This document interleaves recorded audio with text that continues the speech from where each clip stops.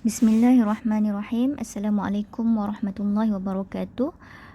Untuk KKQ tingkatan 4 pada hari ini, kita akan masuk bahagian tajwid.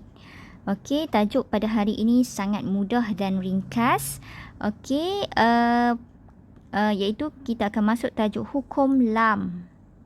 Okey, hukum lam. Hukum lam yang dimaksudkan di sini adalah hukum lam al-jalalah.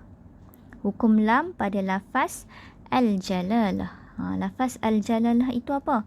Okey, iaitu lafaz Allah pada kalimah Allah. Okey, ada dua hukum pada huruf lam pada lafaz jalalah, iaitu kalimah Allah lah kan. Okey, ada dua hukum sahaja. Yang pertama taghliz, yang kedua tarqiq. Taghliz, taghliz maksudnya tebal. Taghliz maksudnya tebal. Okey, yang kedua tarqiq, nipis.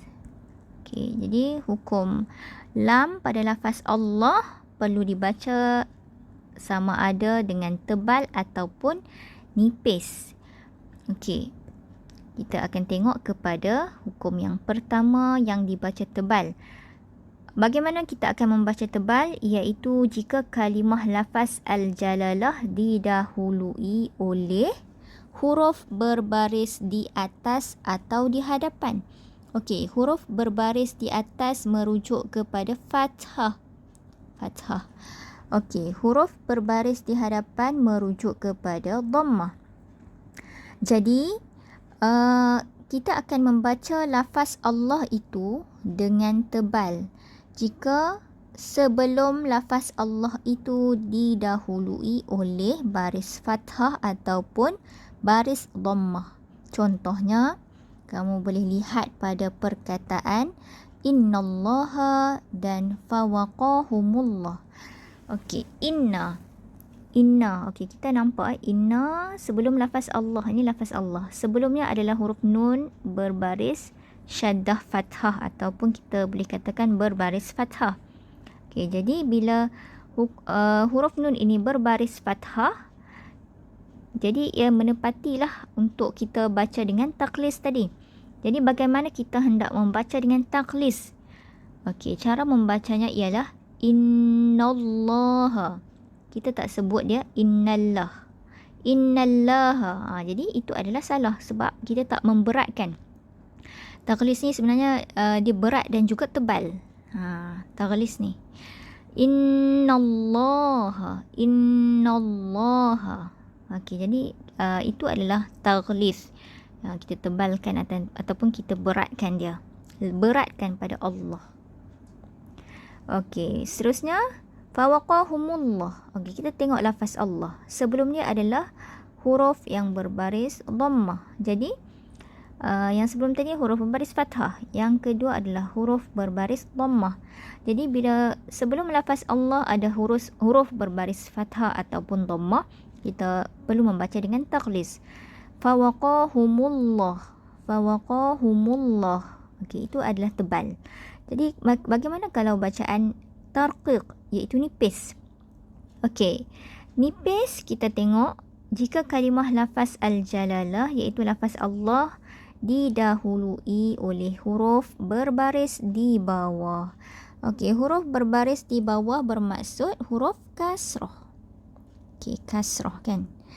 Okey, satu sahaja. Jadi bila kasrah ini melibatkan dalam banyak perkara, ia akan menyebabkan sesuatu bacaan menjadi nipis. Okey, kita tengok macam mana nak baca nipis. Kita tengok lafaz Allah. Sebelum dia adalah huruf dal yang berbaris kasrah. Faman yuridillah. Faman yuridillah. Okey, jadi Allah itu tidak ditebalkan. Untuk takhlis tadi, kita tebalkan. Innallaha. Allah. Tebalkan. Lidah kita terangkat dan berat. Tapi kalau faman yuridillah, senang kita sebut. Jadi itu dinamakan tarqiq, iaitu nipis. Kemudian bismillah. Okey, kita tidak membaca dengan bismillah, kan. Jadi kalau kita baca bismillah, kita memberatkan ataupun mentakhliskan Allah itu. Jadi tidak tepatlah kerana lafaz Allah di sini sebelumnya adalah huruf berbaris kasrah. Jadi huruf berbaris kasrah sebelum lafaz Allah perlulah dibaca dengan nipis ataupun tarqiq. Bismillah. Okey. Contoh lain adalah Rasulillah. Rasulillah. Okey, ini lafaz Allah. Sebelumnya adalah berbaris kasrah. Rasulillah. Kalau Rasulullah. Okey, Rasulullah. Sebelum lafaz Allah ada huruf berbaris dhammah. Jadi kita akan membaca dengan berat pada lafaz Allah. Rasulullah.